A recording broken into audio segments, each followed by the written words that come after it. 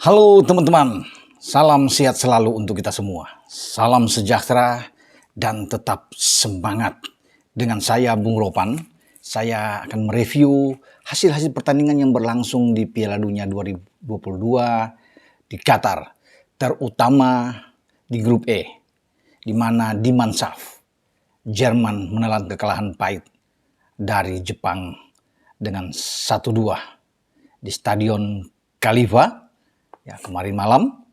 Sementara dalam pertandingan lainnya Spanyol berpesta gol membantai Costa Rica di grup yang sama dengan 7 gol, membuat tim asuhan Luis Enrique ini mengambil alih pimpinan klasemen sementara dengan poin 3 dan punya gol yang banyak, 7 dan tidak kemasukan. Jepang di posisi kedua juga memiliki poin 3 sama dengan Spanyol, tapi Jepang kalah dalam selisih gol, memasukkan 2, kemasukan 1, dan Jerman di posisi ketiga, kemudian Costa Rica di posisi keempat yang sama-sama belum mendapatkan poin.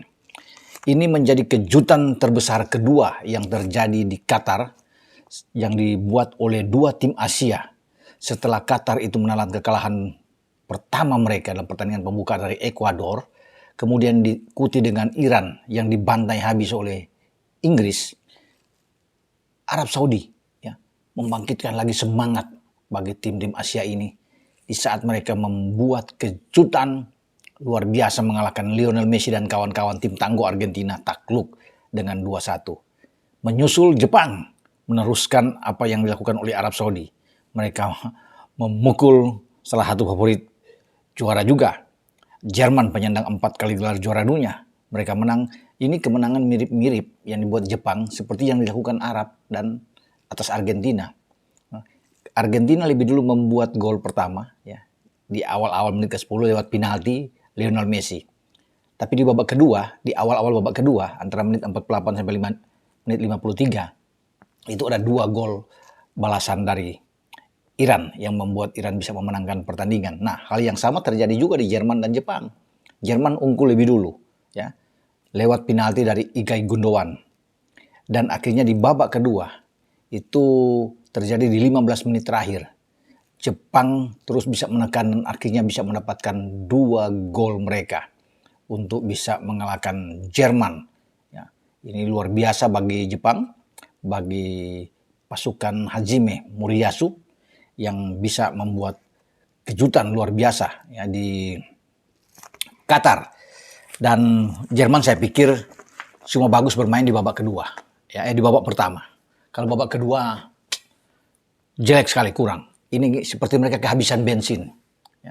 Tidak bisa berbuat apa-apa. 5 pergantian juga yang dilakukan oleh Hansi Flick tidak berarti. Dia menarik Müller, menarik Musiala, Gnabry, Kai Havertz, Ilkay Gundogan juga tidak mampu untuk bisa membalas ketertinggalan Jerman.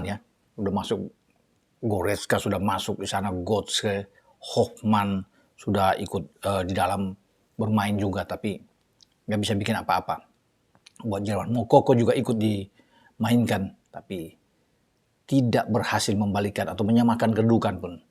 Nah, kalau bisa melihat dari apa yang terjadi di pertandingan Jerman melawan Jepang ini, dalam catatan-catatan ada juga dalam statistik itu Jerman itu melepaskan sampai 26 tembakan, 9 on target, hanya 1 gol dan itu penalti juga. Hal yang sama dialami oleh Argentina. Dan juga mereka menguasai itu ball position sampai 74%. Jepang itu hanya 26%. Jepang hanya melepaskan 12 tembakan, 4 on target, tapi 2 diantaranya menghasilkan gol. Jadi efektif. Lihat saja tuh bagaimana kalau Jerman dalam hal operan bola. 771, Jepang hanya 270. Tapi kan yang dilihat hasil akhir. Jepang menang melawan Jerman. Nah, Jerman dengan kekalahan ini saya pikir setengah kaki mereka sudah pulang kampung. Sudah out. Kalau melihat Spanyol main, wah gila benar. Ini sulit bagi Jerman. Jerman akan bermain melawan Spanyol tanggal 28 kalau nggak salah Di pertarungan kedua tim ini menentukan buat Jerman. Jerman harus menang untuk bisa membuka peluang mereka. Tapi kan Spanyol sulit.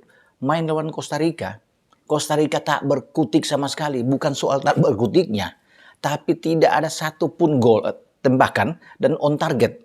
Ini pertama kali ya sejarah dari Piala Dunia ketika sebuah tim bermain tanpa melepaskan satu tembakan, tanpa pasti nggak ada on target, tembakan nggak ada, dan tanpa corner kick satupun.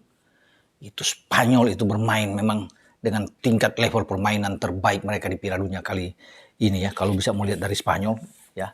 Dalam catatan saya ini gol-gol mereka yang mulai dibuka oleh Dani de Olmo menit ke-11, kemudian Asensio 21, Torres penalti, ya ada brace dari Torres selain satu penalti menit 31 dan menit 54, juga Gavi pemain muda yang tampil luar biasa saya pikir. Ini bintang dari Barcelona yang top. Saya kasih dia angka dalam pertandingan ini itu mendekati 9 angkanya. Ya, luar biasa Gavi ini. Dan juga Soler yang membuat gol masuk di babak kedua, pemain pengganti. Menit 90 bisa membuat gol, dan Alvaro Morata mencetak gol di menit 90 plus 2. Ya memang mereka kalau bilang unggul sangat-sangat jauh. Ini pertama kali mungkin sebuah tim bermain ya, walaupun ini pertandingan pertama, bisa melakukan operan itu di atas 1000. Spanyol lah yang melakukan mereka pada pertandingan melawan Costa Rica. 1043 bola dari kaki ke kaki. Ini nggak pernah dilakukan oleh tim lain. Kalau saya bisa lihat ya, setelah memainkan satu pertandingan di masing-masing grup, dan Spanyol melakukan itu. Kemudian Costa Rica hanya 231 operan. 82% penguasaan bola Spanyol, sementara 18% bagi Costa Rica. Memang Costa Rica hanya dibuat bengong menyaksikan bagaimana Spanyol bermain dengan sangat baik sekali ya. Kalau akurasi operan sampai 93%, jadi tinggal 7% mendekati 100. Ini yang saya bilang mereka luar biasa. Nah, Costa Rica tanpa corner kick, sepak pojok, dan Spanyol ada 5 kali. Ini penampilan yang dibuat oleh Luis Enrique pasukannya. Ini bermain dengan starting 11-nya aja sudah oke.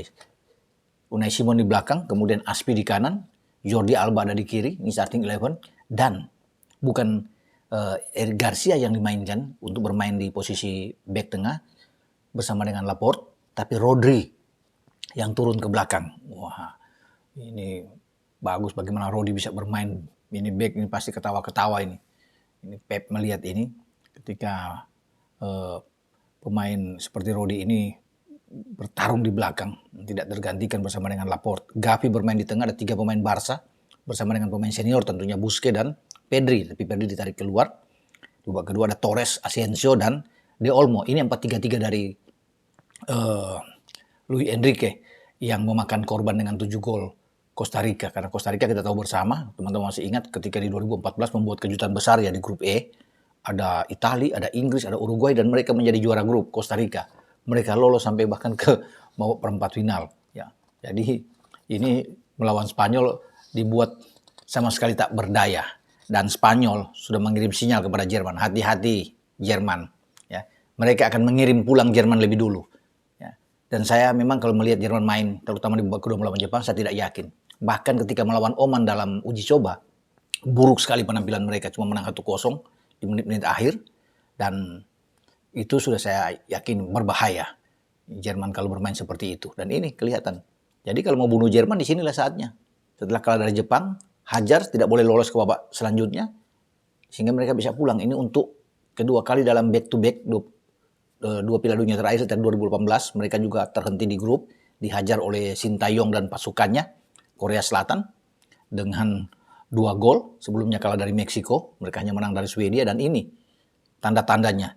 Ya, kalau mereka sudah kalah 2 kali, kalah dari Jepang dan nanti kalah 1-0 aja, kalah dari Spanyol, out. Angkat kopor Thomas Muller dan kawan-kawan. Pertandingan terakhir saya pikir melawan Costa Rica itu nggak ada apa-apa, nggak ada arti sama sekali buat Jerman. Karena apalagi kalau Jepang menang lawan Costa Rica, ya sudah 6 poin dia bersama dengan Spanyol. Bye-bye Jerman. Jadi itu. Ini tim sebenarnya tim favorit saya juga Jerman, tapi saya harus realistis di sini. Ya realistis mengatakan kalau mereka main jelek ya jelek. Ya buruk. Ya tidak perlu untuk dipuji, tapi memang cuma babak pertama mereka bermain luar biasa. Kan semua percuma angka-angka yang saya sebut tadi. Mau dia penguasaan bola sampai 100%, ya ada on target sampai 20, tembakan 50, nggak ada arti. Hasil akhir yang menentukan kemenangan dari sebuah tim ya. Dan Jepang melakukan itu dengan sangat baik dalam pertandingan melawan Jerman. Taktik juga bagi yang dimainkan oleh Jepang, saya lihat bagus dari Moriyasu. Ya. Sebagai orang yang sangat cerdas, ya dia memasukkan 2 pemain cadangannya dan semua bisa membuat gol. Kita bisa melihat di sini, bahkan di menit ke-7 saja, Maeda sudah bisa membuat gol tapi offside. Ya, ketika mereka bermain melawan Jerman.